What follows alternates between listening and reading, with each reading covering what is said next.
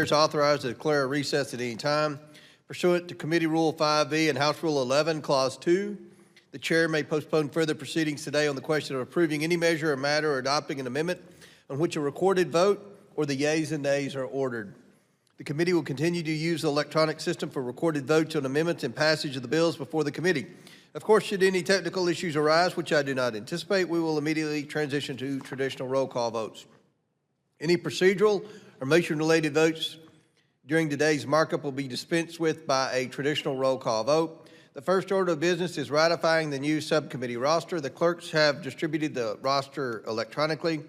I ask unanimous consent that the committees approve the appointments and assignments as shown on the roster.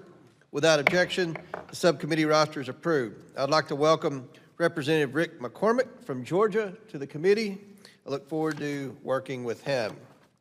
Our next item for consideration is H.R. 8463, the Prepayment Fraud Prevention and Treasury Data Access Act. The clerk will please designate the bill. H.R. 8463, the Prepayment Fraud Prevention and Treasury Data Access Act, a bill to establish government-wide requirements for prepayment fraud prevention actions, to provide the U.S. Treasury appropriate data resources, to facilitate participation in government-wide anti-fraud data sharing, and for other purposes. Without objection, the bill should be considered as read and open for amendment at any point. Without objection, so ordered. The chair recognizes himself to offer an amendment in the nature of substitute. The clerk please designate the amendment. An amendment in the nature of substitute to H.R. 8463 is offered by Mr. Comer of Kentucky. Without objection, the amendment is considered as read, and the substitute will be considered as original text for the purposes of further amendment. I now recognize myself for a statement on my bill and the amendment. The federal government loses hundreds of billions of dollars to improper payments, including fraud, every year. The Government Accountability Office estimates that the federal government has lost over $2.8 trillion since 2003 to payments that should not have been made or were made incorrectly. Annual improper payments ballooned to nearly $236 billion in fiscal year 2023, more than 6 times the amount in 2003.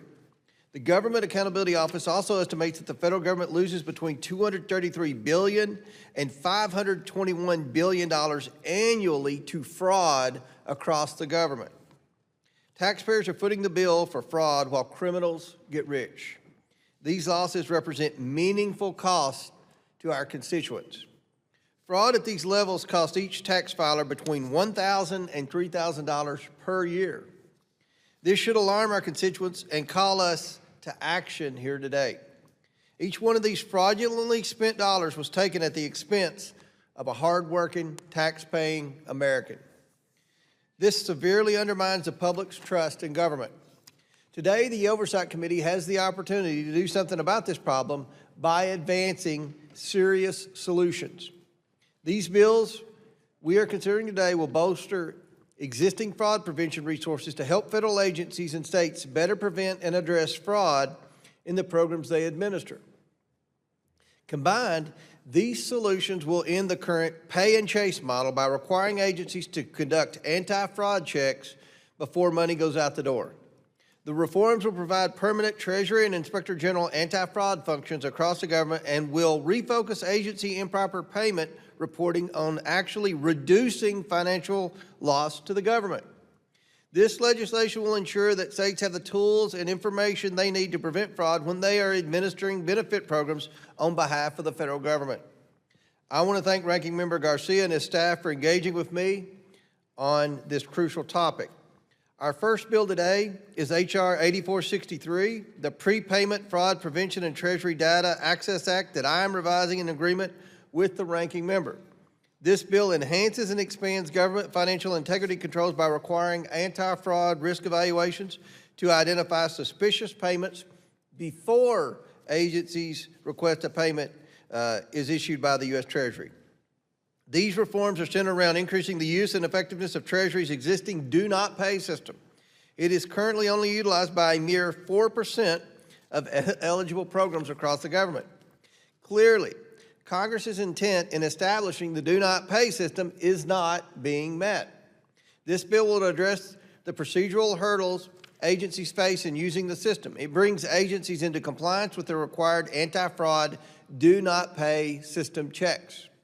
The bill also enables Treasury to bring additional necessary data sets into the do-not-pay system. It does all of this with appropriate data protection safeguards to ensure that personal and sensitive information is strictly protected as we closely coordinate with privacy stakeholders in drafting this legislation. The reforms in this legislation are common sense and very long overdue. And I'm confident that ensuring more agencies use the Do Not Pay system is one of the most effective policy reforms Congress can pursue to meaningfully curb fraudulent payments before such funds go out the door and are lost forever. I encourage my colleagues to support this critical legislation, and I recognize Mr. Walkinshaw for his statement. Thank you, Mr. Chairman. Very happy to support the bill. As you laid out, the Prepayment Fraud Prevention and Treasury Data Act would help prevent improper payments from making it out the door in the first place. It would require that agencies verify information about payments to Treasury before those payments are made, helping to ensure that payments are going to the right people and organizations to begin with, instead of relying on investigations after the fact to claw back misspent dollars.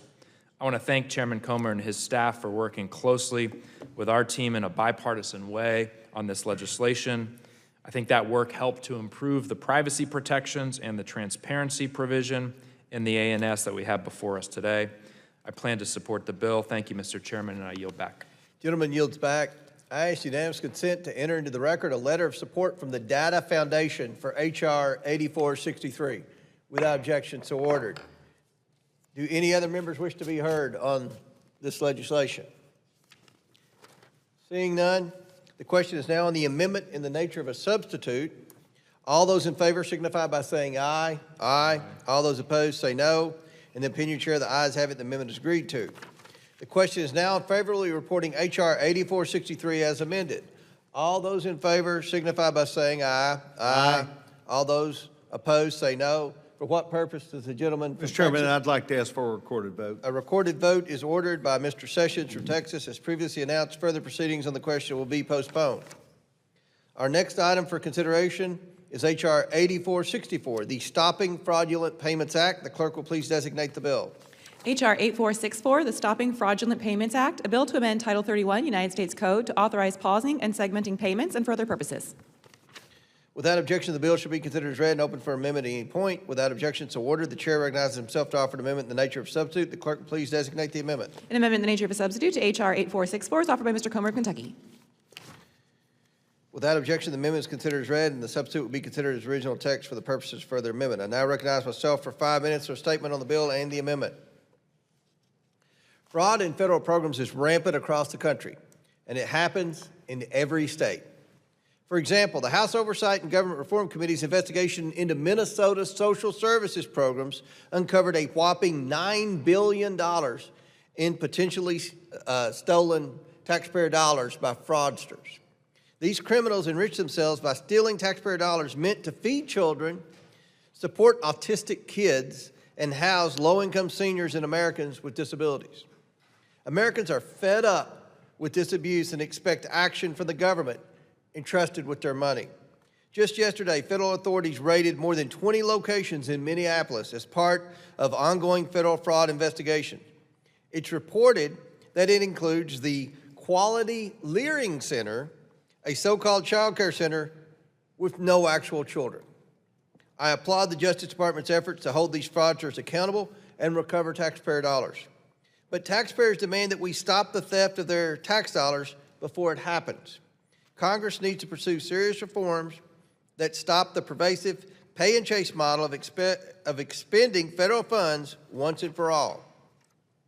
The Stopping Fraudulent Payments Act adds critical safeguards to the processing of federal payments to ensure they are made in the right amounts and to the right people before an agency awards funds or requests a payment be dispersed.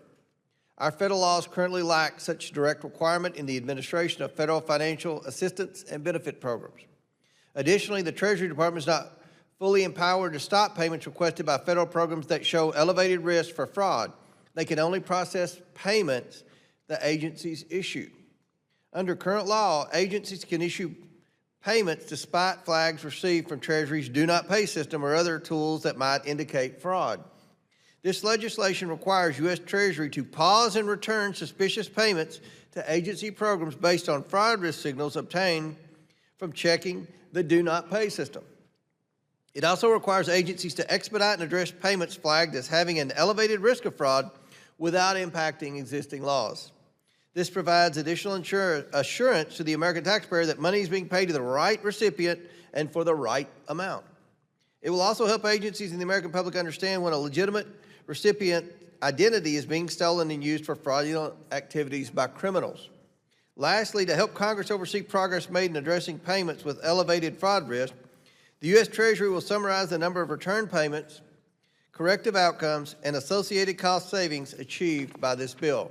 I encourage my colleagues to support this critical bill, and I recognize the ranking member for his statement. Thank you, Mr. Chairman. I oppose H.R. 8464. The American people rely on critical federal programs to make ends meet, and this is a bill that could make it harder for some Americans due to process delays it would create.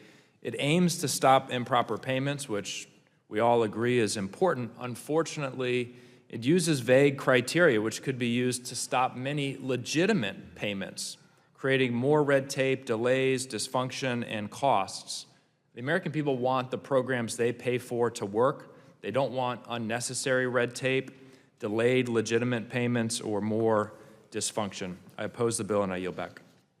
Gentleman yields back. I ask unanimous consent to enter into the record letters of support for various anti-fraud bills we are considering today from GovCon Navigators, National Taxpayers Union, Program Integrity Alliance. Without objection, it's ordered. Do any other members seek recognition on this bill? Seeing none, the question is now on the amendment in the nature of a substitute. All those in favor signify by saying aye. Aye. All those opposed say no. No. In the opinion chair, the ayes have it. The amendment is agreed to. The question is now. Mr. Chairman, ask for. On the next one. Sorry. If that's what you want. Yes, sir. Okay. The question is now in favorably reporting H.R. 8464 is amended. All those in favor signify by saying aye. Aye. All those opposed say no. No. Mr. Chairman, ask for a recorded vote. A recorded vote is ordered by Mr. Walkinshaw as previously announced. Further proceedings of the question will be postponed. Our next item for consideration is H.R. 8312, the Fraud Prevention Accountability Act. The clerk will please designate the bill. H.R. 8312, the Fraud Prevention and Accountability Act, a bill to establish fraud prevention and program integrity functions and data sharing authorities within the Department of Treasury, and a permanent government-wide inspector general for fraud, accountability, and recovery and for other purposes. Without objection, the bill should be considered as read and open for amendment at any point. Without objection, so ordered. The chair recognizes himself to offer an amendment in the nature of substitute. The clerk please designate the amendment. An amendment in the nature of a substitute to H.R. 8312 is offered by Mr. Comey of Kentucky. Without objection, the amendment is considered as read and the substitute will be considered as original text for the purposes of further amendment. I now recognize the sponsor of the bill, H.R. 8312, the Fraud Prevention Accountability Act, the chairman of the Government Operations Subcommittee, Mr. Sessions. Mr. Chairman, thank you very much. Mr. Chairman, in the spirit that you have brought a number of these bills to the floor today, so I bring this, and that is that over the last few years on a bipartisan basis, Mr. Nfume and I, myself, as well as our subcommittee and members from both sides, have delved into the problem, the issues, and we are today trying to find a way to give an answer to the tremendous amount of payments that have been misdirected, misapplied, or that turn out to simply be fraud. And so today I bring forward H.R. 8312. Mr. Chairman, we have worked on this together and see the problem together. We also are thinking that we see a better answer today. So for too long, fraud has been tolerated, I believe, across this government as a cost of doing business. An unfortunate sacrifice that has made really government and Congress look bad. And so today, through the work that we are doing, we have one thing that's very clear, and that is there are answers to the problems. H.R. 8312 charges forward by empowering government to make sure that it more fully understands and can communicate the problem that we have.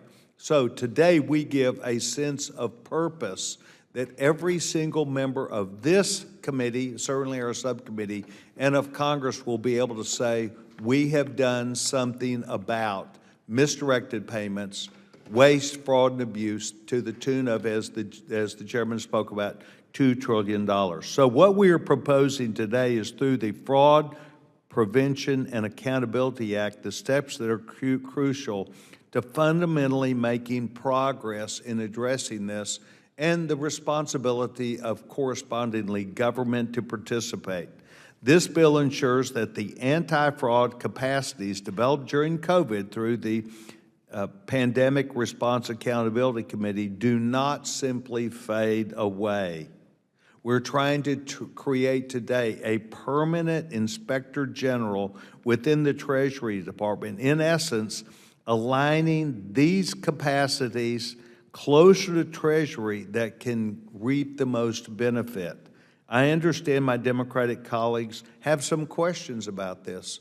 And as a matter of fact, Ms. Waukesha and I had a conversation just a few minutes ago about making sure we have a clear idea of how this bill works. So I want to be clear that Treasury will play the leading government-wide role in preventing fraud and improper payments. For too long, we have struggled with each other over the issue of who is supposed to have access to privacy information, who is supposed to be able to know Social Security numbers, who is supposed to be having the authority and the responsibility.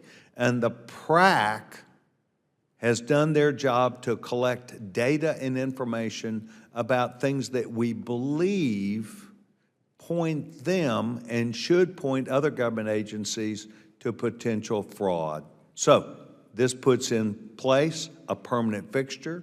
It aligns with the Inspector General of the Treasury Department, and it puts all of the agencies in better position where they can not only deal with each other, but look at each other in terms of law enforcement and an opportunity to go and do something about, instead of a misdirected payment, let's go catch the fraud.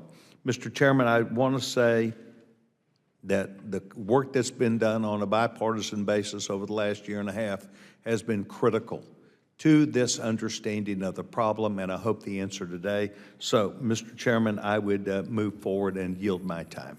Very good. The sponsor of the bill yields back. Chair recognizes Mr. Waukesha. Thank you, Mr. Chairman, and I deeply appreciate Chairman Sessions willing to engage with me and our side on this. Unfortunately, today, I'm going to oppose the bill for a couple of reasons. And one, I think there is bipartisan agreement as to the success of the PRAC, and it is reauthorized through 2034, I believe, thanks to the big beautiful bill. So it's permanent, or as permanent as things are around here.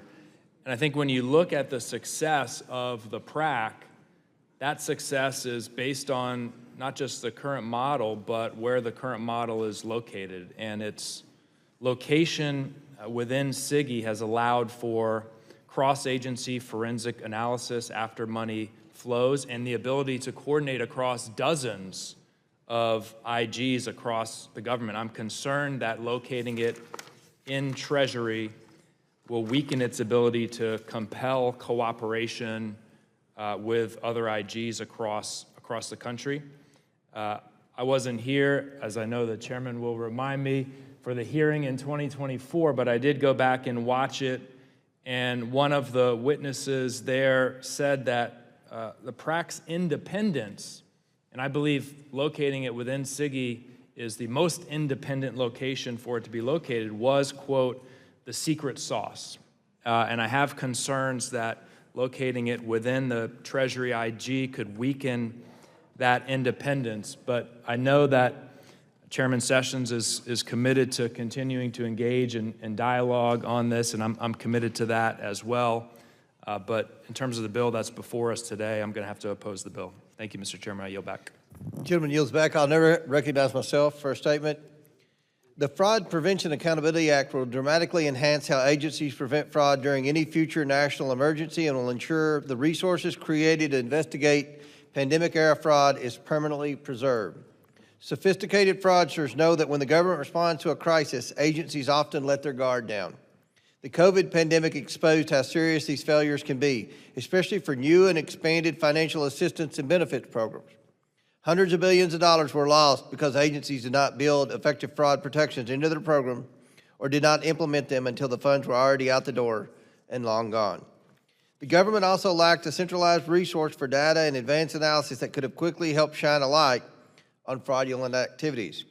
Instead, such a resource represented by the Pandemic Response Accountability Committee, or PRAC, was built on the fly as pandemic relief funds were already being expended by agencies. Delays in implementing fraud prevention processes and taking swift investigative action hurt American taxpayers. It's estimated that if PRAC were established prior to the pandemic, as this bill ensures for future emergency relief efforts, $79 billion in fraud could have been prevented. The Fraud Prevention Accountability Act ensures that there is a permanent government-wide anti-fraud analytics function to assist agency IGs with their fraud work by providing cross-agency fraud detection and data analysis tools. It establishes a permanent IG for fraud, accountability, and recovery with the valuable resources and functions built by the PRAC. This ensures proper coordination with the government-wide program integrity and improper payment tools maintained by the U.S. Treasury's Bureau of the Fiscal Service. This structure was independently validated by the minority witness at our most recent Government Operations Subcommittee hearing on fraud, where the former executive director of the PRAC talked about how the PRAC, quote, needs to be and is working towards being closer aligned with Do Not Pay and the Department of Treasury, end quote. This eliminates the need to start from scratch in the event of Congress passing a future emergency supplemental spending relief. I thank my colleague, Mr. Sessions, Chairman of the Government Operations Subcommittee, for introducing this important legislation, which is based on the insights of numerous hearings his subcommittee has held with Ranking Member Mfume to understand what Congress needs to do to combat fraud and improper payments. I encourage my colleagues to support this common sense bill, and I yield back. Does any other member seek recognition? See? Yes, sir. Yes. Okay. The gentleman from Massachusetts, Mr. Lynch, is recognized. Yeah, well, Okay. gentleman from Massachusetts, Yes, Mr. Lynch. Yeah, thank you, thank you. Look, I have the deepest respect for the gentleman from Texas, Mr. Sessions, and he is an honorable and a good man, and my comments do not necessarily reflect upon the quality of this proposal. However, I do oppose it. But the overall theme of this hearing is going after fraud.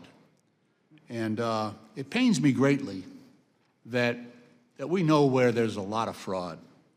We even know the address, 1600 Pennsylvania Avenue. And we ignore that is fraud central. It is fraud central. And the president's conduct, in terms of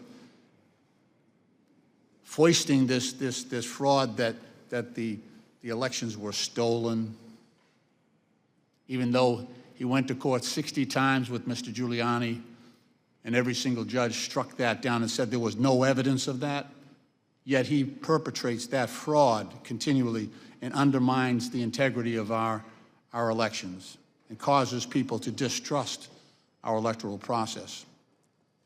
The fraud that he is now perpetrating on mail-in voting.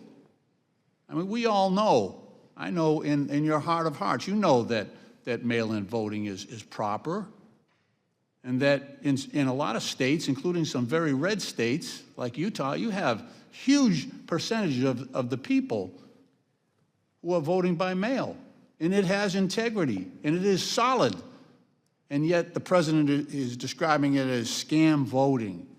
That's another fraud that he's perpetrating on. I could go down a long list. His putting his name on the Kennedy Center for the Performing Arts. Now, I'm from Boston, and in my childhood, I studied greatly. I was in the 3rd grade, I think, when President Kennedy was assassinated, and I know his story. He was a war hero. He's the only president to ever receive the Purple Heart because of his heroism in the Solomon Islands during World War II. And yet this president put his name, and by the way, President Kennedy and Jacqueline Kennedy raised all the money for that Performing Arts Center. And it's the only building in Washington, D.C. that carries his name, that recognizes him officially. And this president perpetrated a fraud upon the American people by placing his name above President Kennedy's name. Now, there will be a time when this president and my friends on the other side of the aisle who will like to honor President Trump. And it is their right to do so. But you should not take the name of John F. Kennedy off of that or put it in a subsidiary position, because he was front and center in terms of creating that Performing Arts Center. There's a lot of fraud going on here in this country, and the root of it is at 1600 Pennsylvania Avenue, and we see it every single day. And it pains me greatly that we do not stand up and call that fraud out. Some of us do, but it's not stereo. It's just from one side of the aisle. And if we're going to take this mission seriously about rooting out fraud, we ought to focus on 1600 Pennsylvania Avenue and go after the, like I said, fraud central, and not kid ourselves. We know what this is about. You can look at the emolument clause violations that we've had, where foreign governments are pouring money into the Trump family, pouring money, billions, not hundreds of thousands, billions. And yet we ignore it. That's wrong. It's not good for the country, for our image in the world, and it is certainly not in harmony with the ideals of our Constitution and laws. Again, I respect the gentleman from Texas, and I respect his efforts, but I would just ask us to rethink about our true motives here and our responsibilities to the American people. I yield back. Gentleman yields back. Do any other members seek recognition? Seeing none, votes have been called. We're going to go ahead and vote on this, and then I'll make an announcement about votes. The question is now on the amendment in the nature of a substitute. All those in favor signify by saying aye. Aye. All those opposed say no. No. Opinion chair, the ayes have it. The amendment is agreed to. The question is now on favorably reporting H.R. 8312 as amended. All those in favor signify by saying aye. Aye. All those opposed say no. In the opinion of the chair, Mr. Chairman, ask for a recorded vote. a recorded vote is requested by Mr. Walkinshaw. As previously announced, further proceedings on the question will be postponed. So, since votes have been called, pursuant to the previous order, the chair declares the committee is in recess subject to the chair. We plan to reconvene 20 minutes after I make the last vote. And I say that because they could hold the vote open for a long time, and it could be at the request of some of the people on my side of the aisle. So we're going to come back in 20 minutes after I vote, and I will vote as quickly as they put that last vote on there. So the committee stands in recess.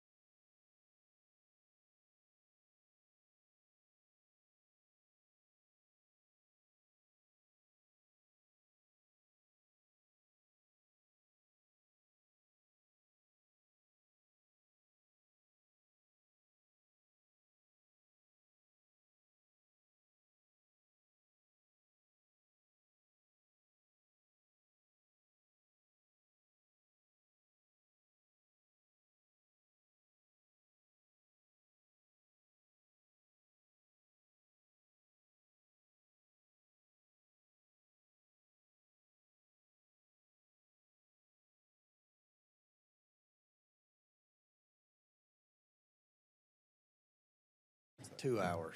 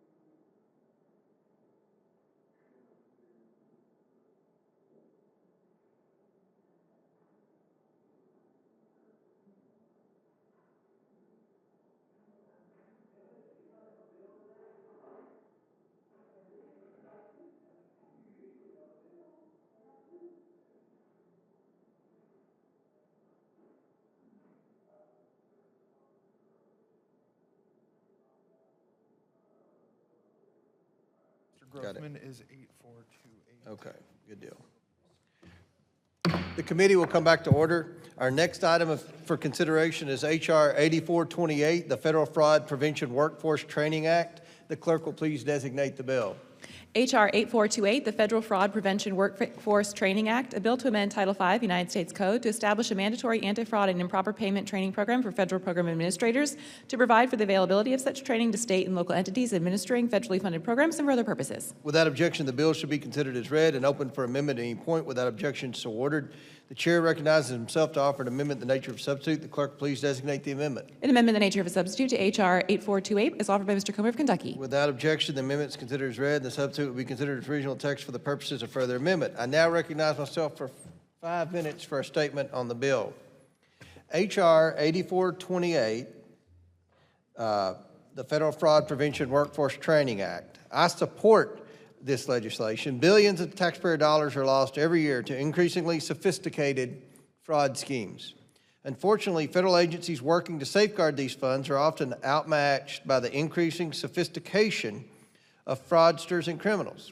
The Federal Fraud Prevention Workforce Training Act recognizes this growing challenge and helps fortify the financial defenses of our federal programs against bad actors. It requires a government-wide anti-fraud training program for agency officials like grant managers and auditors so they are adequately trained on best practices for preventing and addressing fraud in agency programs. Specifically, the bill requires the U.S. Treasury to establish and maintain a government-wide anti-fraud training program for federal agencies and to also provide the training program to state and local entities administering federally funded programs at no cost. This training will ensure agency program management and state-level officials are better equipped to confront the challenges associated with fraud and improper payments by utilizing the tools already in place. Such tools include implementing agency fraud risk prevention frameworks and utilizing Treasury's Do Not Pay system. The fight against fraud in federal programs requires our federal employees to be equipped with the skills and knowledge to combat fraud on the front lines. I want to thank my colleague, Mr. Grothman from Wisconsin, for introducing this important legislation and forward-looking legislation. I encourage my colleagues to support this bipartisan common sense bill, and I now recognize the ranking member for his statement. Thank you, Mr. Chairman. I also support the Federal Fraud Prevention Workforce Training Act. This is a bill that establishes training programs to help federal workers. Of course, we're all supportive of identifying fraud and improper risk payments.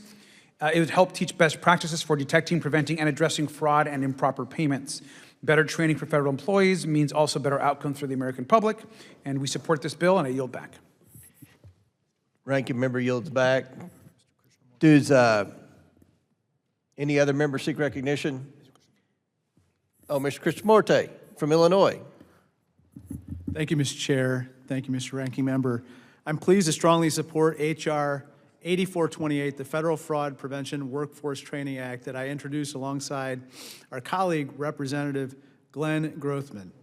This bill would establish a government-wide program to train federal employees to identify and assess fraud risk and improper payments in federal programs.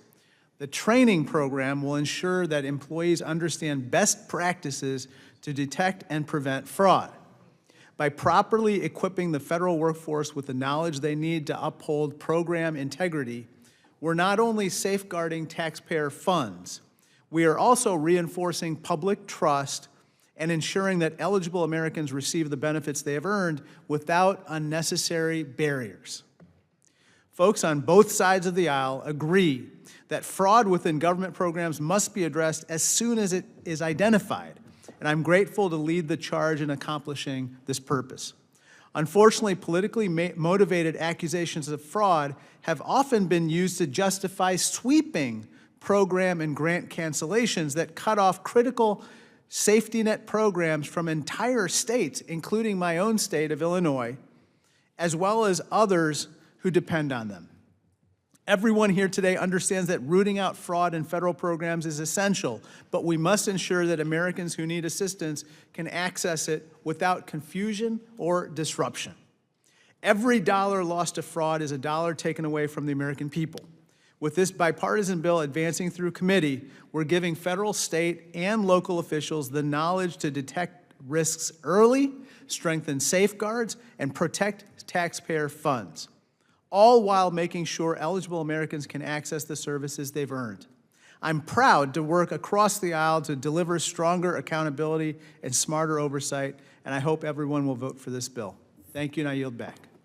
Thank you, Mr. Krishnamurti. I ask unanimous consent to enter into the record a letter of support from the America First Policy Institute to end pay and chase as my Stopping Fraudulent Payments Act, H.R. 8464, aims to do. Without objection, so ordered. I ask unanimous consent. Okay, that's all the same. Does any other member seek recognition on the bill? Mr. Palmer, do you have anything to mention about fraud before Mr. Grofman, the sponsor of the bill, gets here? Fraud is bad. You're usually not at a loss for words, so I will yield to you. I thank the chairman. I just said fraud is bad. Yeah, all right. Now, we've worked on this for almost from the time I came into Congress. It's across the board, and I think encompasses a broader spectrum than just fraud, the improper payments. I've talked with the Comptroller General on many occasions about these issues and what we can do to resolve them. So I think this legislation puts us in a better position. It's not going to solve it all, but it puts us in a much better position to advance on this, to try to eliminate the fraud as we go along. When I've talked to people about this and I start talking about the amount of money that's involved and the fact that we do everything in 10-year budgets, when you take into account the interest that we're paying on money that's set out fraudulently, it's just insane that we've continued to allow this to happen. And with that, Mr. Chairman, I'll be happy to yield back. Gentleman yields back. Chair now recognizes the sponsor of the bill, Mr. Grofman from Wisconsin. Thank you for calling on me. Yes, sir. One thing we can get out of here in addition to this bill is if anybody anywhere in this institution either thinks we need a new federal program or ought to expand an old federal program, they can remember this day and the huge amounts of money that are always fraudulently stolen out of practically every federal program. Now, Mr. Chairman, fraud continues to be a significant challenge across federal programs, and addressing it requires a better coordination and stronger oversight at every level. That is why I was pleased to introduce H.R. 8428, the Federal Fraud Prevention Workforce Training Act, alongside Representative Krishnamurti. At its core, this is a common sense I was just lecturing one of the staff. They use everything's a common sense thing around here. But I'm glad I've got one thing that's got common sense too. At its core, this is common sense bipartisan effort to strengthen oversight and protect taxpayer dollars. Time and again, this committee has heard one of the biggest vulnerabilities in federal programs is not just bad actors, but gaps in training and coordination among those responsible for administering these programs. To better prevent and address fraud, experts have consistently recommended investing some time in the workforce, ensuring that the personnel have the training tools and knowledge necessary to identify the risks before they become costly problems. This bill takes that recommendation seriously. H.R. 8428 requires Treasury in coordination with management, budget, and personnel management to establish a government-wide anti-fraud training program so that some of these staff members can see the danger before it makes the newspaper 10 years later. It also directs Treasury to provide technical assistance to state and local partners so they can better align with federal standards when administering federally funded programs. In previous hearings, this committee has heard troubling testimony that some officials responsible for determining eligibility or certifying payments had limited training or experience in identifying fraud risk. This is a problem, and some of them probably just aren't that bright either. When individuals are not equipped to spot red flags, it increases the likelihood that the taxpayer dollars will be misspent. This bill addresses the gap directly. It ensures that program administrators, managers, and financial officials are better prepared to detect and to prevent fraud, while also strengthening coordination across federal, state, and local levels. At the end of the day, preventing fraud is not just about enforcement after the fact, it's about building systems that stop it before it happens. It starts with a well-trained workforce. I urge my colleagues to support this bipartisan legislation. I should point out, I think part of our problem is we have some employees who just don't care either. And I yield back. Gentleman yields back. Any other members seek recognition? Ms. Tlaib. Thank you so much, Chairman. I wanted to ask unanimous consent to submit for the record a letter from the Electronic Privacy Information Center who oppose H.R. 8312, 8463, and 8464.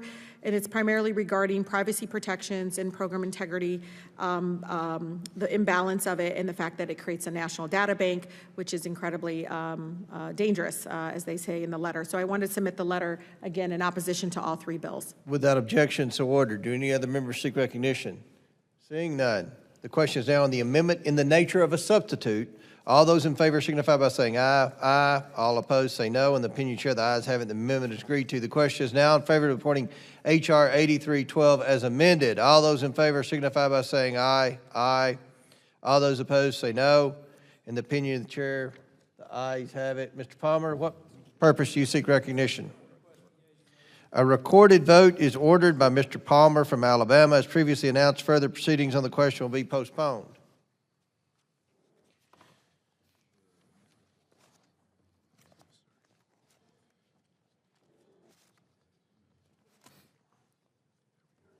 Our next item for consideration is H.R. 8467, the Zeroing Out Monetary Benefits Improperly Expended Act, or Zombie Act.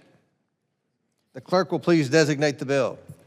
H.R. 8467, the Zeroing Out Monetary Benefits Improperly Expended Zombie Act, a bill to reform the Payment Integrity Information Act of 2019 to ensure executive agencies focus on fraud prevention and for other purposes. Without objection, the bill shall be considered as read and open for amendment at any point. Without objection, so ordered.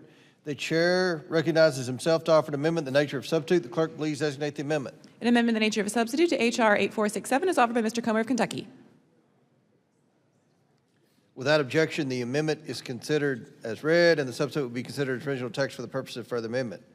I now recognize the sponsor of the bill, Representative Palmer from Alabama, for his statement. Thank you, Mr. Chairman. I rise in support of H.R. 8467, the Zeroing Out Monetary Benefits and Improperly Expended Act, or the Zombie Act. While Americans across the country struggle to pay their taxes and support their families, the federal government continues to squander their hard-earned money. When I first came to Congress, I made this a top priority. At that time, the improper payments were about $150 billion a year. And I want to remind everybody that we do everything in 10-year windows. That would be $1.5 trillion plus interest because we're sending out money that we're having to borrow because we're in deficit. And now the estimate is somewhere between $230 and $250 billion. Since 2003, the federal government has mismanaged nearly $3 trillion in taxpayer dollars intended to fund programs that serve the people. In talking with the Comptroller General about this and reading their reports, over half of this occurs at the federal level. Failure to verify eligibility for programs, antiquated data systems, which is a huge problem across the federal government. Just 6 years ago, the COVID-19 pandemic led to what is now known as the greatest misallocation and in some cases, outright theft of taxpayer funds in history. These improper payments represent a violation of the public trust. Without systematic reform, we're going to continue to violate that trust to increasingly unsustainable levels. That's why I'm pleased to sponsor the Zombie Act, which represents an important step to laying this broken system permanently to rest. The Zombie Act reforms federal law to proactively prevent improper payments before the money goes out the door. It will replace the current costly practice of completing a yearly improper payment estimate with ongoing risk assessments on a rolling basis. Assessments will focus on a comprehensive review of risk that includes how agencies are implementing fraud prevention best practices. These best practices include the Government Accountability Office's Fraud Risk Framework, which was published in 2015, the year I came into office. In addition to these reforms, a whole-of-government approach is necessary to safeguard the faith and credit of American taxpayers. The bill addresses this by requiring increased coordination among the Inspector Generals, the U.S. Treasury, and other partners via annual meetings. These annual meetings will be open to heads of federal agencies or a designee of their choice to help identify and prevent improper payments that result in financial loss to the government. By implementing these reforms, agencies will be able to pivot their focus from compliance activities to mitigating improper payments. Urge my colleagues to support the Zombie Act, and I yield back. Gentleman yields back. Any other members seek recognition? Oh, I recognize the ranking member, yeah.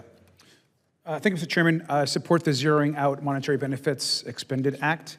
Improper payments reduce the trust of the American people in the federal government and waste, of course, valuable taxpayer dollars. The bill is simple, and we strongly support it. These are common sense measures to help prevent improper payments and promote accountability when improper payments are actually made. I support this bill, and I yield back.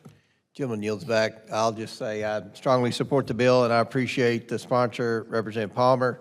You've been a champion on fiscal responsibility for a long time, and appreciate your work on this bill.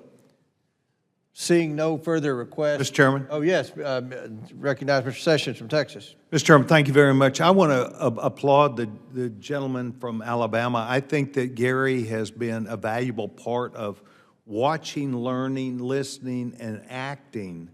And what I think that what he's doing here is a piece part, an important piece part to what we need. And I want to publicly thank the gentleman, not just for his words and action, but he's also provided me a good bit of feedback about my behavior as it relates to trying to do something about this debt issue that we've got and the unintended payments and the fraud and all these things. So I strongly support this, and I'm pleased to see that he was able to secure that from the minority. And I think this is a great bipartisan bill, and I applaud the gentleman. Very good. Any other members seek recognition?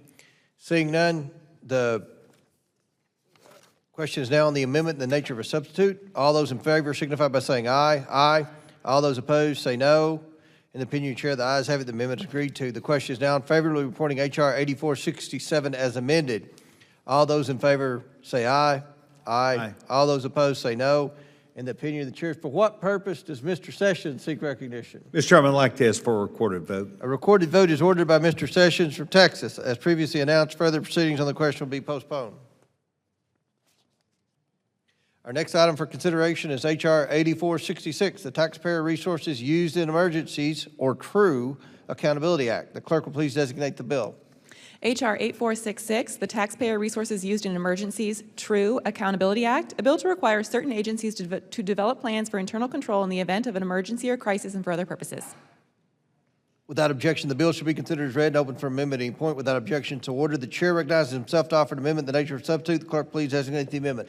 An amendment in the nature of a substitute to H.R. 8466 is offered by Mr. Comer of Kentucky. Without objection, the amendment is considered as read, and the substitute will be considered as original text for the purposes of the further amendment. I now recognize myself for 5 minutes for a statement on the bill and the amendment. From the beginning of the COVID-19 pandemic, there were concerns that the trillions of dollars in relief payments were vulnerable to fraud. Agencies rushed to get money out the door, in some cases loosening guardrails to make access easier and more efficient.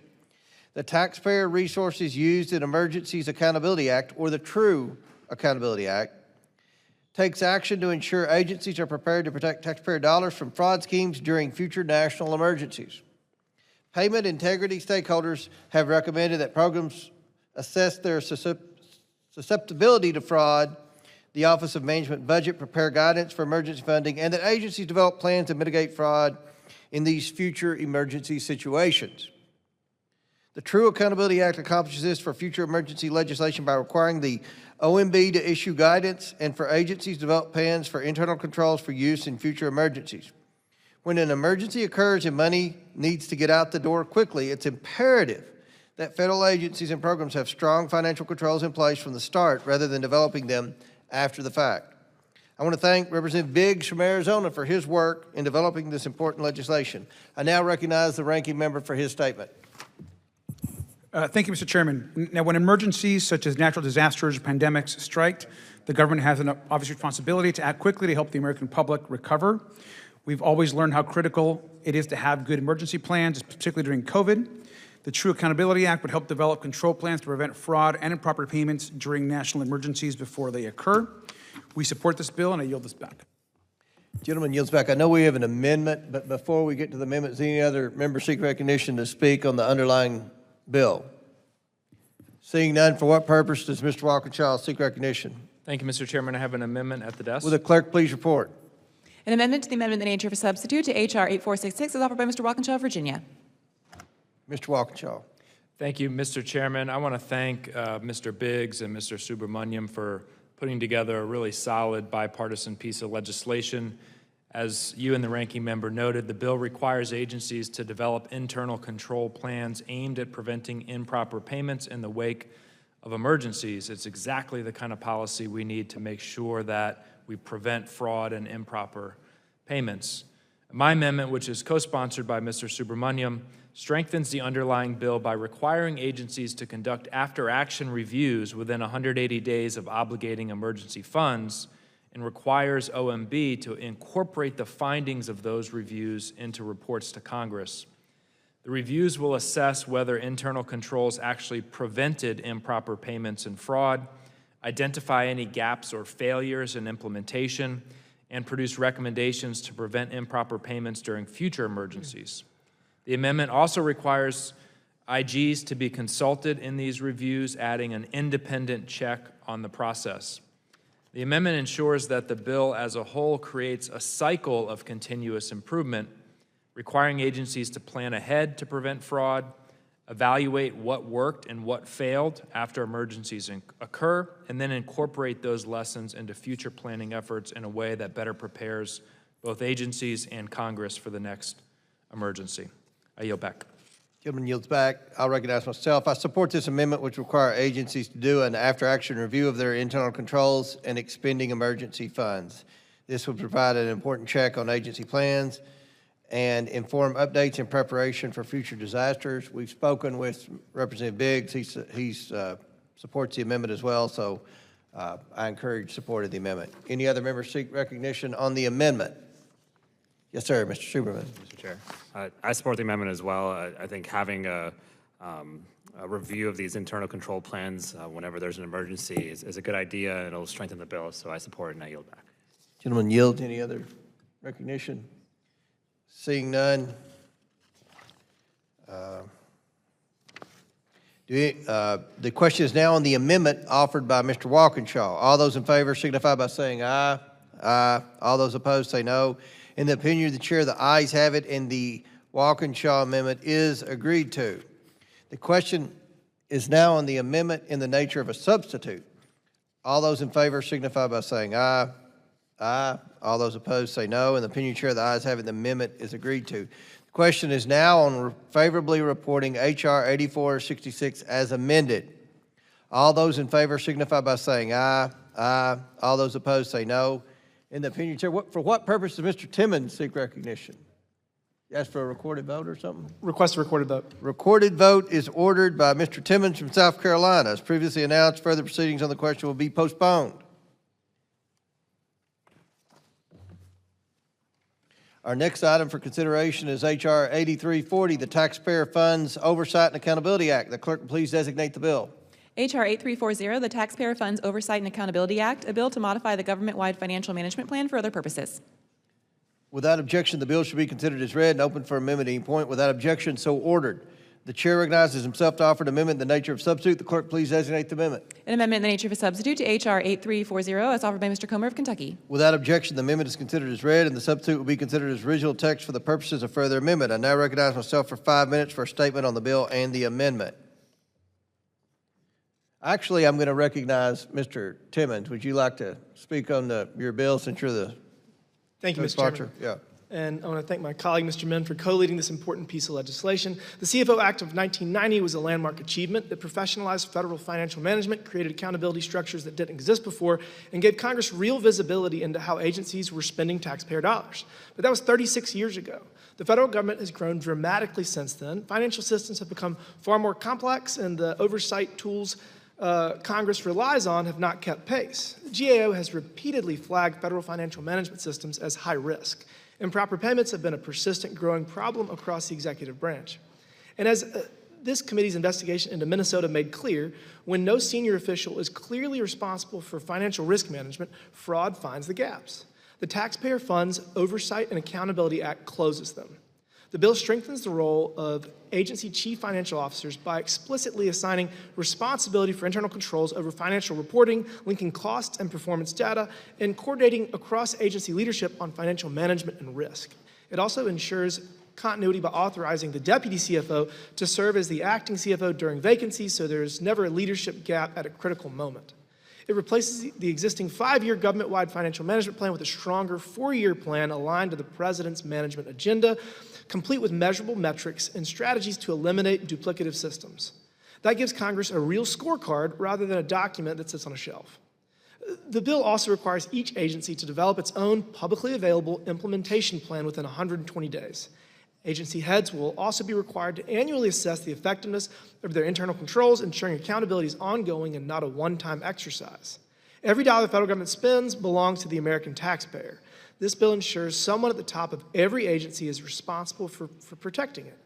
I want to thank Mr. Min for his partnership and the committee staff for their work. I urge my colleagues to support the Taxpayer Funds Oversight and Accountability Act, and I look forward to seeing it move forward today. Thank you, Mr. Chairman. I yield back.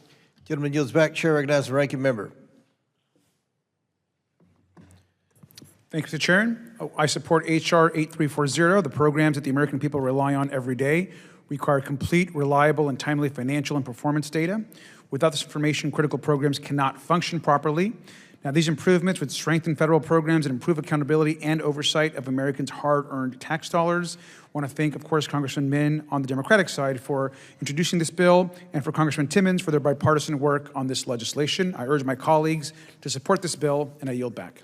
Gentleman yields back. Chair recognizes Mr. Min from California. Thank you, Chair Comer. Thank you, Ranking Member Garcia, for holding today's important hearing.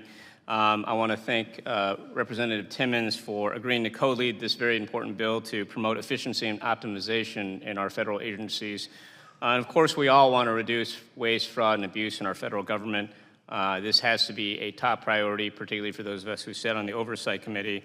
And I think this is an important step in the right direction. And I do want to note that this effort was originally led by former Ranking Member Connolly before he passed, and I am honestly honored and quite proud to be able to carry the torch and continue this work, his work, in improving our government's efficiency. This bill is designed to modernize how federal agencies track spending, strengthen financial oversight, and improve accountability in how our taxpayer dollars are managed across the federal government. It does so by updating the decades-old Chief Financial Officers, or CFO Act of 1990, incorporating long-standing recommendations from GAO to ensure that agencies have reliable finances to make better management decisions, improve efficiency, and prevent waste. And of course, one of the challenges we face in trying to oversee the federal government is finding the right balance between that localized control that is so important in optimizing efficiency, but also trying to maintain some semblance of accountability across our very diverse federal agencies. And I think this bill does that, including by requiring federal agencies to annually assess financial reporting and internal controls, linking agency performance and cost data to enhance financial evaluations, and prioritizing the elimination of duplicative systems and unnecessary spending. Again, I want to thank my colleague, Rep. Timmons, for leading this with me, and urge both sides to hopefully support this bipartisan bill that is meant to improve waste, fraud, and abuse. With that, I yield back. Gentleman yields back. Any other members seek recognition on the bill? Seeing none. Question is now on the amendment in the nature of a substitute. All those in favor signify by saying aye. Aye. All those opposed say no. In the opinion of the chair, the ayes have it. The amendment is agreed to.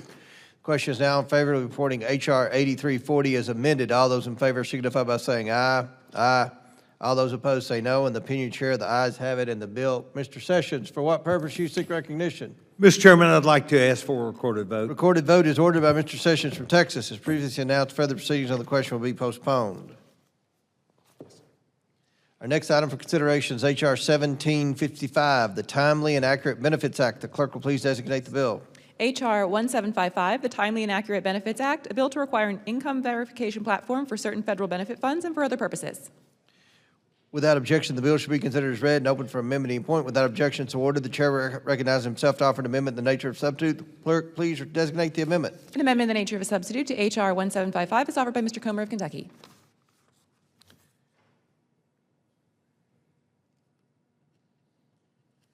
Without objection, the amendment is okay.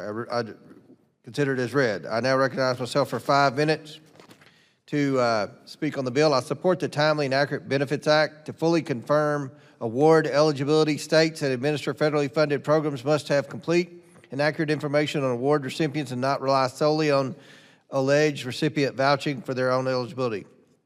As the committee has heard through many subcommittee hearings, Treasury's do not pay system is a critical tool that can prevent improper payments and fraud before the money goes out the door. Despite the fact that state and local governments administer more than $1 trillion of federal funds annually, states do not have access to this essential tool. Since states are more familiar with programs they administer, it's important that they know what additional information may be needed and have the ability to access such information to ensure that proper eligibility checks are conducted. This bill ensures that states have access to the U.S. Treasury's do not pay system so they can run eligibility checks and prevent taxpayer dollars from going to fraudsters. This bill also requires states to develop and submit a plan to enhance their eligibility determinations and payee verifications for covered federal programs. These plans would include an assessment of tools and data assets the state needs in order to check for eligibility and afford an opportunity to make requests to the federal government for additional system or data access necessary to ensure program integrity. I applaud the efforts of Representative Timmons from South Carolina for leading this bill in the House and bringing it before the committee. I encourage my colleagues to support this bipartisan, common sense bill, and I now recognize the ranking member for his statement. Thank you, Mr. Chairman. I support H.R. 1755 as well. The bill would allow states and local governments to access the Treasury's DNP list. This is a common sense change that would help states and localities to identify and combat fraud. So I support the bill, and I yield back. I recognize now the sponsor of the bill, Mr. Timmons from South Carolina.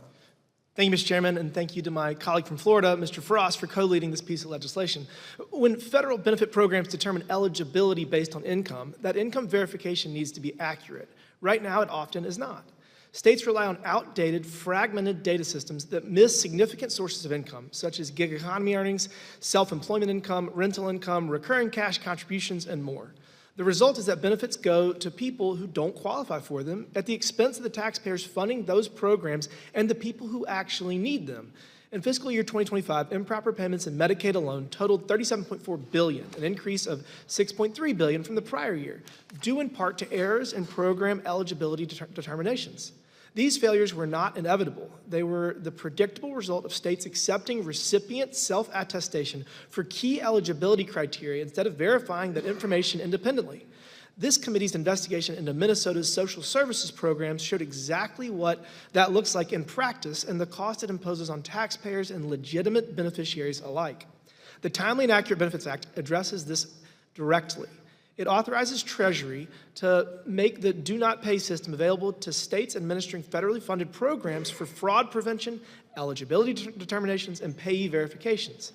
As this committee has heard through multiple subcommittee hearings, the do not pay system is a critical tool that can prevent improper payments and fraud. This bill ensures states administering federally funded programs have access to it and are required to use it. The bill also requires states to develop and submit plans documenting their capabilities for conducting eligibility checks, including verifying identity, living status, banking information, and financial eligibility. If a state identifies gaps in its data systems or capabilities, it must identify those gaps and commit to addressing them. Importantly, the TABS Act definition of income in this bill is comprehensive by design. Wages, tips, contract work, Social Security, rental income, royalties, and trust distributions are all included, so if money is available to a household to meet their needs, it should be considered when determining eligibility for federally funded benefits. Existing systems were never built to capture all of that, and this bill ensures they do. The American people expect that federal dollars go to the people who need them, and the Timely and Accurate Benefits Act helps make that happen. I urge my colleagues to support it, and I look forward to seeing it advance. Thank you, Mr. Chairman. I yield back. Gentleman yields back. Chair recognizes the co-sponsor of the bill, Mr. Frost from Florida. Thank you so much, Mr. Chairman, and I'm grateful to Representative Timmons for his leadership on this important act, and I'm proud to co-lead this bill. Our bill would require Treasury to make their do not pay system available to the states. Do not pay has been helping agencies address fraud and improper payment for over a decade. In fiscal year 2025, Treasury and do not pay helped agencies prevent, detect, and recover $11.7 billion in potential fraud and improper payments. Earlier this year, the Subcommittee on Government Operations held a hearing about federal programs. The hearing was specifically focused on detecting and preventing improper payments. At that hearing, I was able to ask directly about the Treasury's do not pay system. I was also able to ask about what other agencies might learn from their model, which has been proven to be effective. As I said at that hearing, and I'll say now, we must support innovation to tackle fraud as long as it's executed safely. That includes recognizing and expanding the successful tools that we already have. Our bill would authorize Treasury to make their do not pay system available to state and local governments to identify, prevent, and improper payments. It provides incentives for states to address gaps in their ability to conduct verification and eligibility checks. Our bill would also require federal agencies to submit implementation reports to relevant committees, the OMB Director, Secretary of the Treasury, Comptroller General, and respective Inspectors General so that way there's robust oversight and that can continue. I ask my colleagues to support this important bipartisan bill, and I yield back. Gentleman yields back. Does any other member seek recognition on this bill? Seeing none. Question is now on the amendment in the nature of a substitute. All those in favor signify by saying aye. Aye. All those opposed say no. The opinion of the chair, the ayes have it, the amendment is agreed to. The question is now in favor of reporting H.R. 1755 as amended. All those in favor signify by saying aye. Aye. All those opposed say no. In the opinion of the chair, Mr. Sessions. Mr. Chairman, I'd ask for a recorded vote. Recorded vote is ordered by Mr. Sessions from Texas. As previously announced, further proceedings on the question will be postponed. Our next item for consideration is H.R. 8107, the Government Audit and Accountability of Federally Funded State-Administered Programs Act. The clerk will please designate the bill.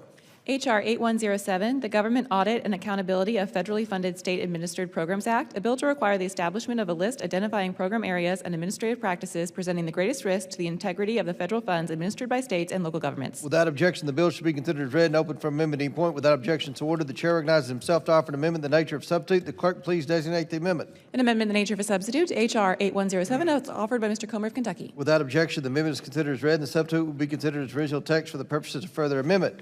I recognize myself for 5 minutes for a statement on the bill and the amendment. I support H.R. 8107, the Government Audit and Accountability of Federally Funded State-Administered Programs Act. Assessments of the integrity of federal funds are generally agency and program specific. Bringing together those assessments will help Congress and officials at all levels of government identify common risks and best responses.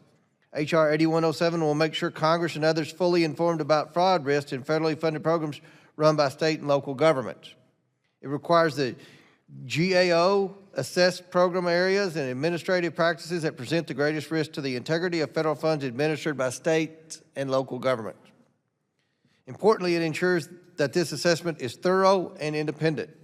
With this information, Congress can enhance its oversight of agencies and states' efforts to strategically manage fraud risks, including payment integrity controls needed to effectively respond. As a result, we will be better positioned to help federal agencies and state and local governments get the counter fraud resources they need. The requirement of this legislation align closely with the work that the ranking member and myself have already requested of the GAO. I applaud the efforts of Representatives O'Connor and Tim Burchett for bringing this bill for consideration before the committee. I encourage my colleagues to support this legislation, and I recognize the ranking member. Thank you, Mr. Chairman. I support this bill, of course, which requires the Government Accountability Office to perform an assessment on how states are currently working to identify and prevent fraud and improper payments. It would also look at the assistance that the federal government provides to states in combating fraud in these programs. It's essential that the committee develop and advance bipartisan efforts to find comprehensive evidence-based approaches to addressing fraud.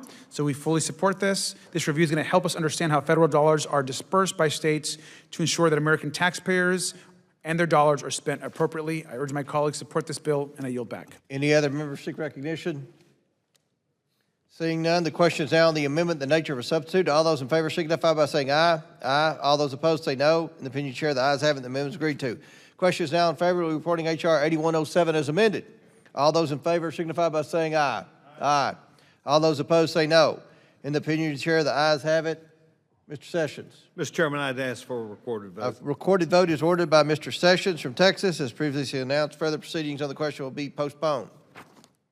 Our next item for consideration is H.R. 8193 to designate the facility of the United States Postal Service located at 189 East Main Street in Xenia, Ohio as the Gilman Gill Whitney Post Office Building. The clerk will please designate the bill. H.R. 8193, a bill to designate the facility of the United States Postal Service located at 189 East Main Street in Xenia, Ohio, as the Gilman Gill Whitney Post Office Building. Without objection, the bill should be considered as read and open for amendment at any point. Without objection to order, the chair recognizes himself to offer an amendment in the nature of substitute. Clerk, please designate the amendment. An amendment in the nature of a substitute to H.R. 8193 is offered by Mr. Cover of Kentucky. Without objection, the amendment is considered as read, and the substitute will be considered as original text for the purposes of further amendment. Do any members wish to speak on the bill? Seeing none, the question is now on the amendment in the nature of a substitute. All those in favor signify by saying aye. Aye.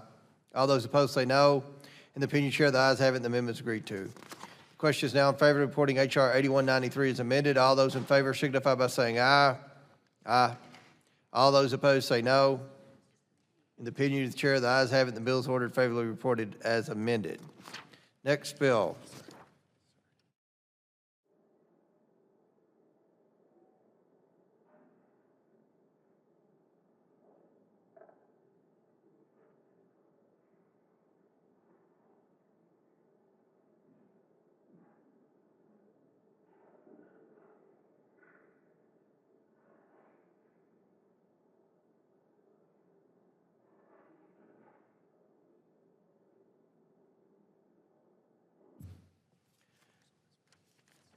I ask for unanimous consent that H.R. 2488 be added to the en bloc package that will be considered later in today's markup.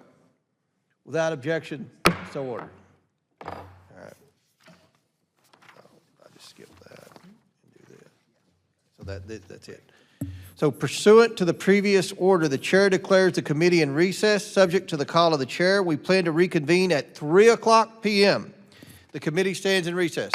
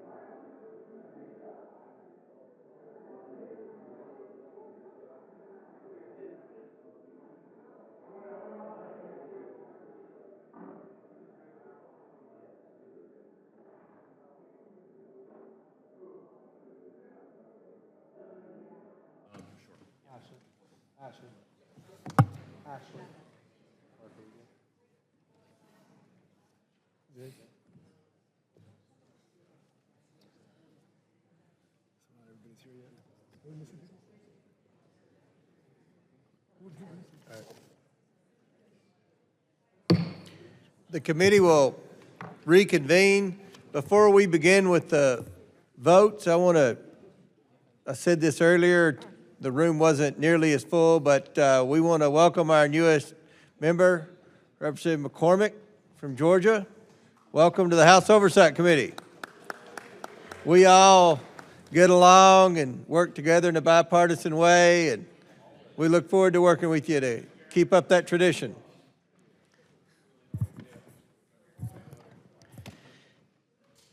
We'll hold this first vote open a little longer because I know there are some members rolling in here. But the question is on favorably reporting H.R. 8463. Members will record their votes using the electronic voting system. The clerk will now open the vote on favorably reporting H.R. 8463.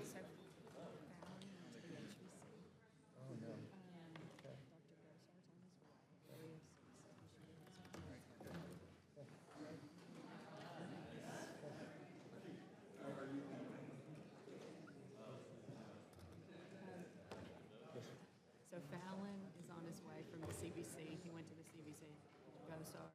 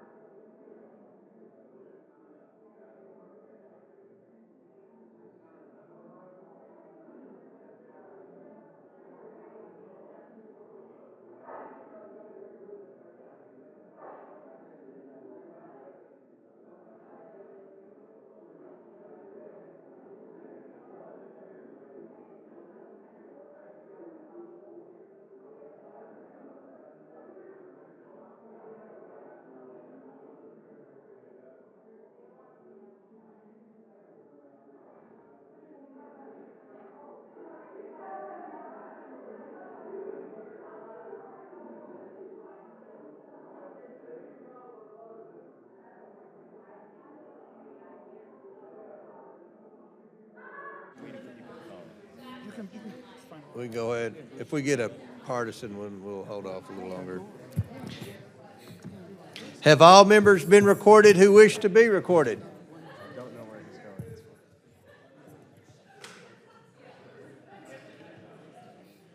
Does any member wish to change their vote? The clerk will close the vote and report the vote total.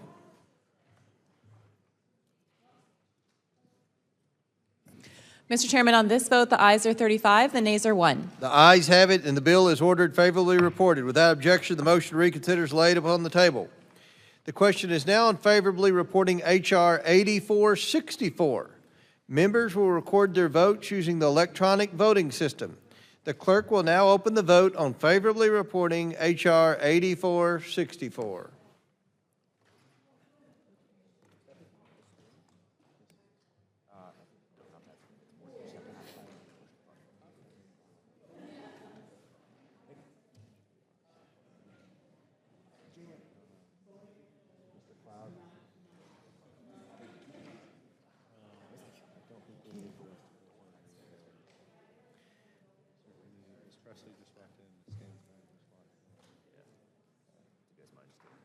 Yeah.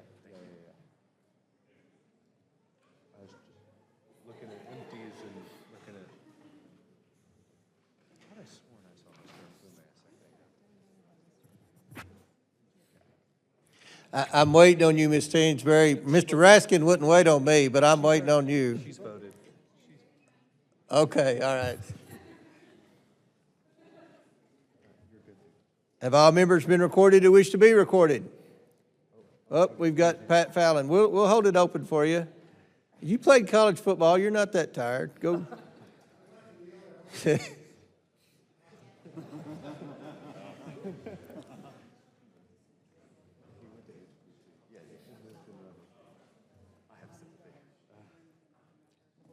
Right there. Right there.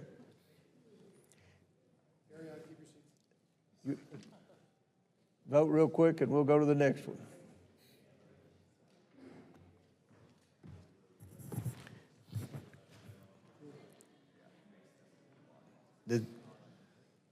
You got it, Pat?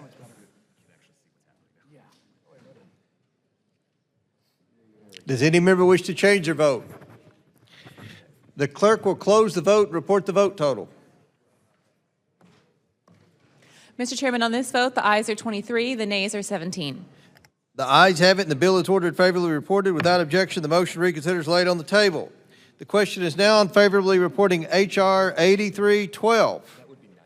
Members will record their votes using the electronic voting system. The clerk will now open the vote on favorably reporting H.R. 8312, the Fraud Prevention and Accountability Act.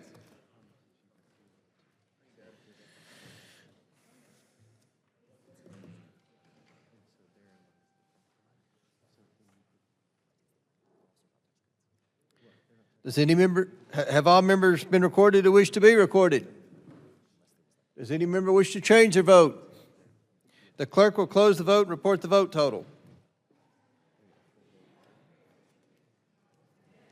Mr. Chairman, on this vote, the ayes are 23, the nays are 17. The ayes have it, and the bill is ordered favorably reported. Without objection, the motion to reconsider is laid on the table. The question is now on favorably reporting H.R. 8428. Members will record their votes using the electronic voting system. The clerk will now open the vote on favorably reporting H.R. 8428, the Federal Fraud Prevention Workforce Training Act.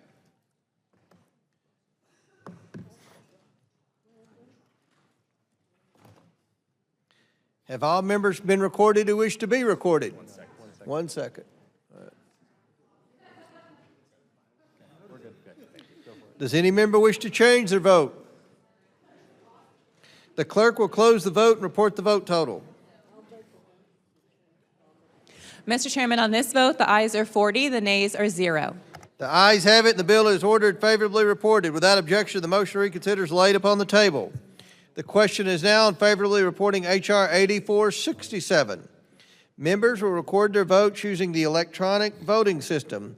The clerk will now open the vote on favorably reporting H.R. 8467, the Zeroing Out Monetary Benefits Improperly Expended Act.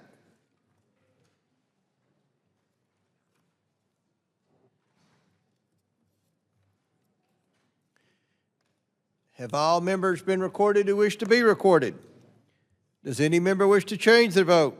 The clerk will close the vote and report the vote total.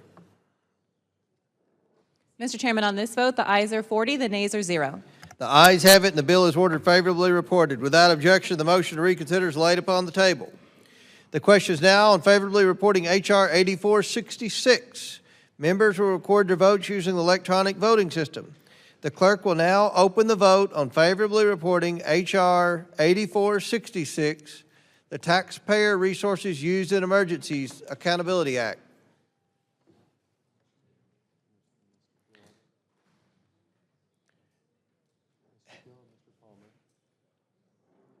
Have all members been recorded who wish to be recorded? Does any member wish to change their vote? The clerk will close the vote and report the vote total.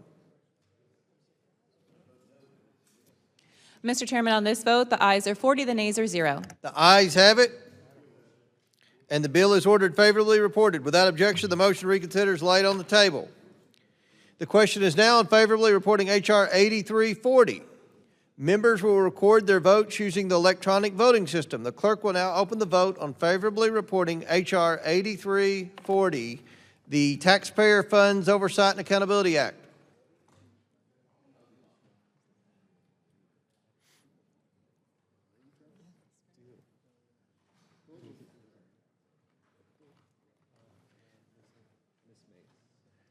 Have all members been recorded who wish to be recorded?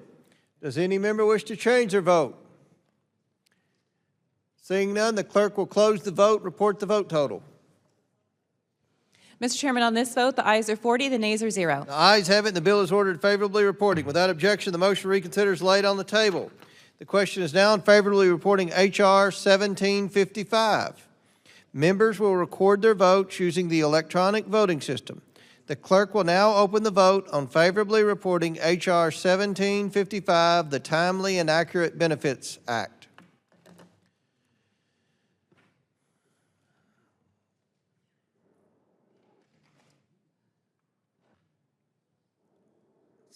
Scott. Okay. Have all members been recorded who wish to be recorded? Does any member wish to change their vote? Seeing none, the clerk will close the vote and report the vote total.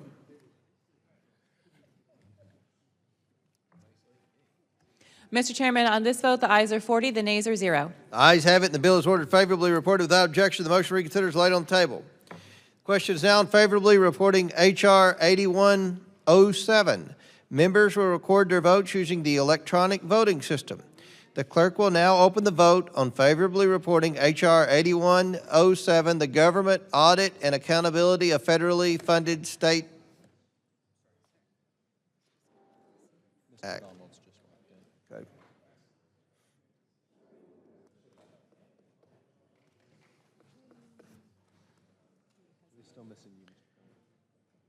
And Mr. Gill.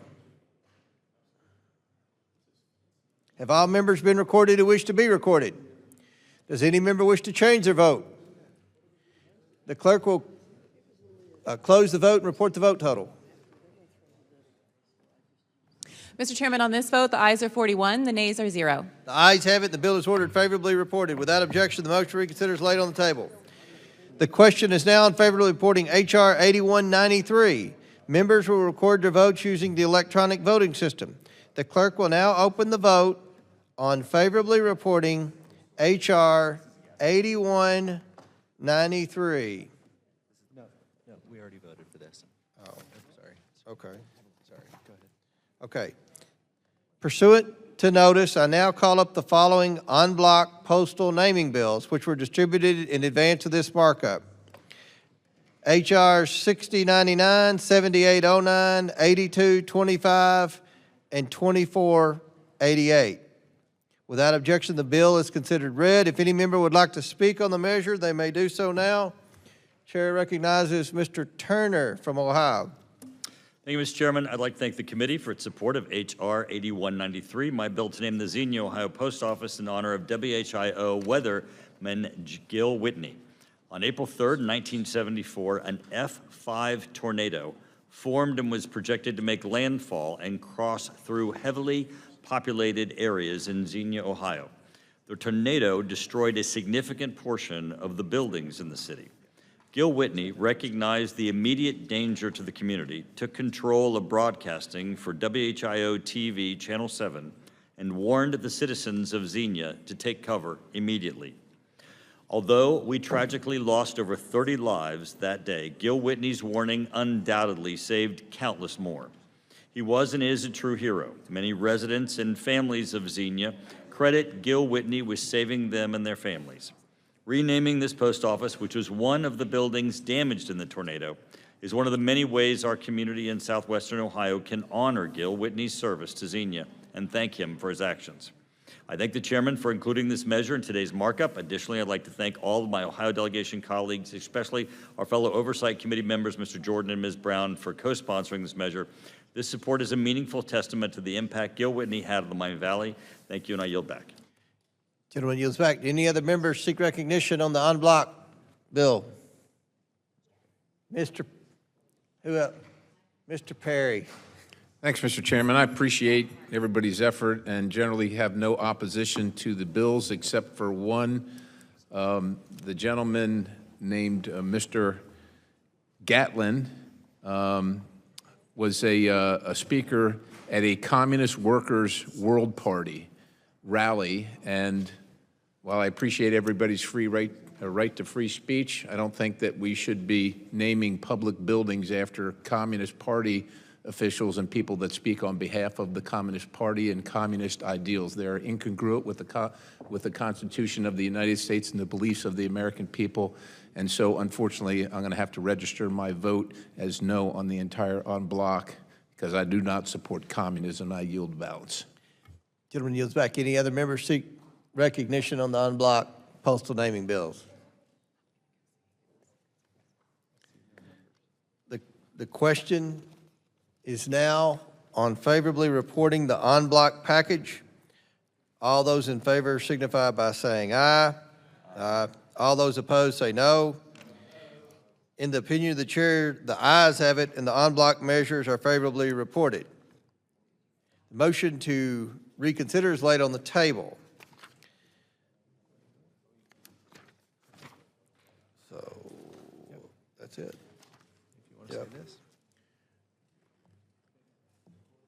Following this last vote, we will be having a briefing in this room with the United States Secret Service about the shooting incident that took place over the weekend at the White House Correspondents' Dinner.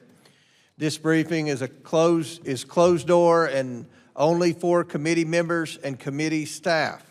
I will ask all others in the room to please exit the committee room right now.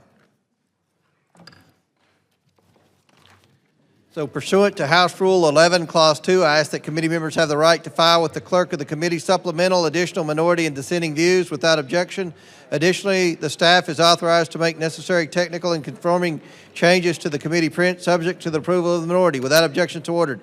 If there's no further business before the committee without objection, the committee stands adjourned. Is the briefing going to be right now? Right.